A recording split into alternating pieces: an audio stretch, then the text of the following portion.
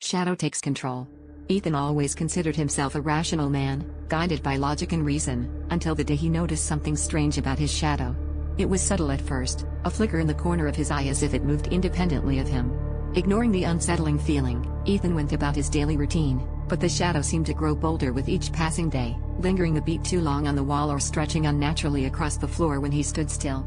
The unease gnawed at him, a creeping dread that purled in his gut and whispered in the dark corners of his mind. As the days turned into weeks, Ethan's life began to unravel. His shadow no longer mirrored his movements, it mocked them, twisting and contorting in shapes that defied the laws of nature. It seemed to revel in his fear, feeding off his anxiety and chipping away at his sanity.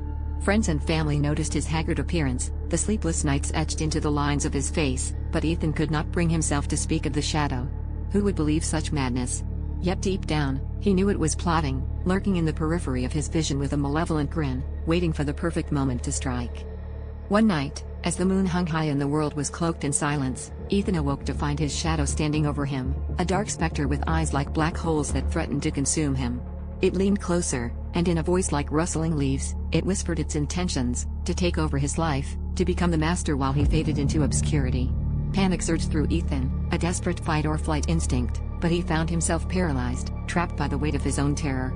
The shadow's laughter echoed in the room, cold and unrelenting, as it began to merge with him, inch by agonizing inch.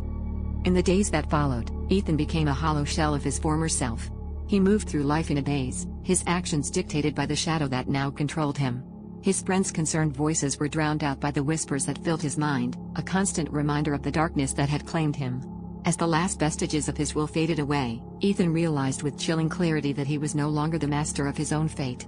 His shadow had won, and now it walked the earth in his place, a sinister puppet master pulling the strings from the depths of the abyss.